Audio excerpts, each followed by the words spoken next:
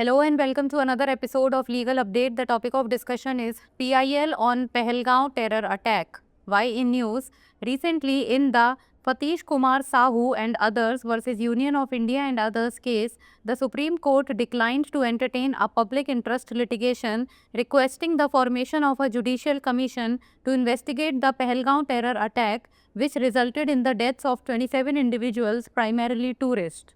Background of the case: a public interest litigation was filed by a local from Kashmir and two advocates following the Pahalgaon terror attack on 22nd April in Baisaran Valley, Jammu and Kashmir.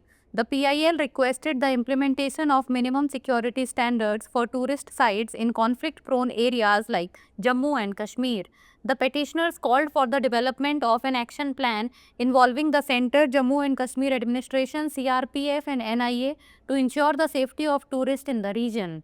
They also sought directions for the Press Council of India to regulate media reports on the attack to ensure it is fair and true and maintain societal peace. Court observation: the bench of Justice Suryakant and N. Koteshwar Singh criticized the petitioners for filing an irresponsible petition highlighting the potential harm it could cause to the morale of security forces, especially during a crisis.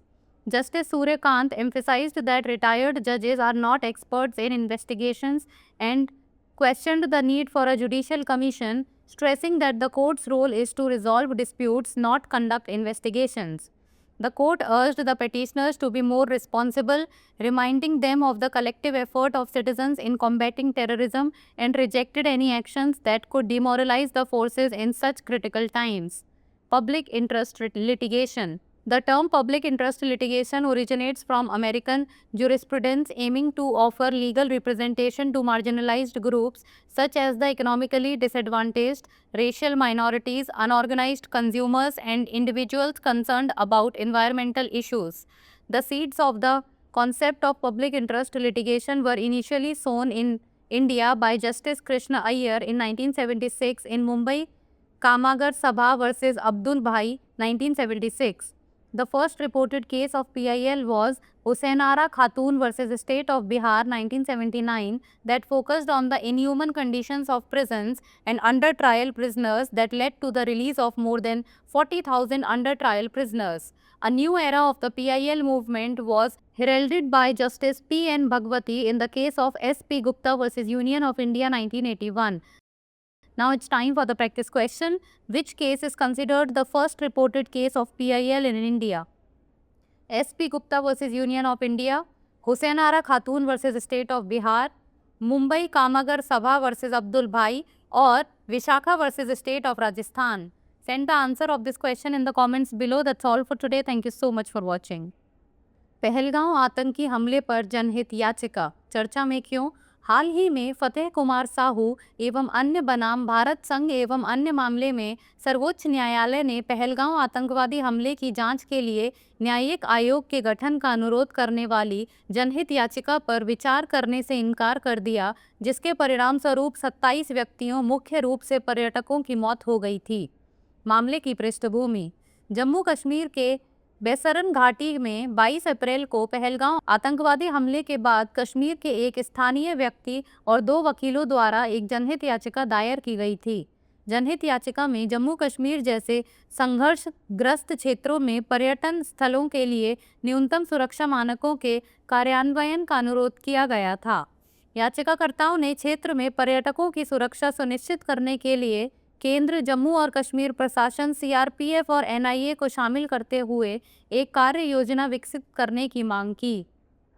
उन्होंने भारतीय press परिषद को हमले पर media reporting को विनियमित करने के निर्देश देने की भी मांग की, ताकि यह सुनिश्चित हो सके कि यह निष्पक्ष और सत्य है और सामाजिक शांति बनी रहे।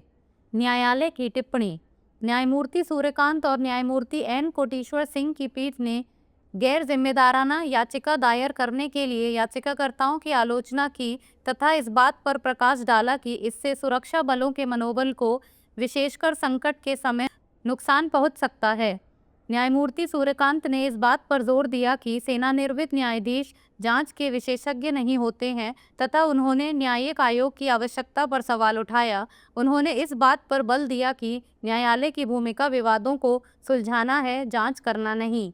न्यायालय ने याचिकाकर्ताओं से अधिक जिम्मेदार होने का आग्रह किया, उन्हें आतंकवाद से लड़ने में नागरिकों के सामूहिक प्रयास की याद दिलाई तथा ऐसे किसी भी कार्य को अस्वीकार कर दिया जो ऐसे महत्वपूर्ण समय में सुरक्षा बलों का मनोबल गिरा सकता हो। जनहित याचिका PIL। जनहित याचिका शब्द की उत्पत्ति अमेरिकी न्यायशास्त्र से हुई है, जिसका उद्देश्य आर्थिक रूप से वंचित, नस्लीय अल्पसंख्यकों, असंगठित उपभोक्ताओं और पर्यावरणीय मुद्दों से चिंतित व्यक्तियों जैसे हाशिए पर पड़े समूहों को कानूनी प्रतिनिधित्व प्रदान करना है।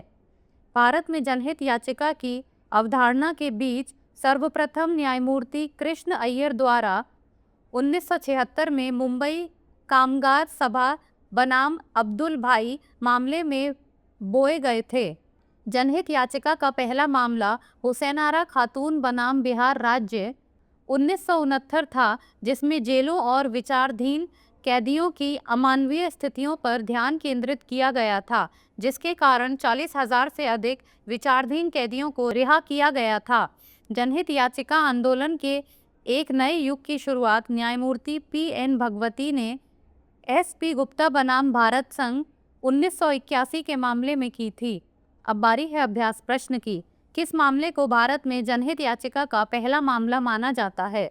SP गुप्ता बनाम भारत संघ, हुसैनारा खातून बनाम बिहार राज्य, मुंबई कामगार सभा बनाम अब्दुल भाई और विशाखा बनाम राजस्थान राज्य। आप इस प्रश्न का उत्तर कमेंट सेक्शन में दे सकते हैं। आज के लिए इतना ही, धन्यवाद।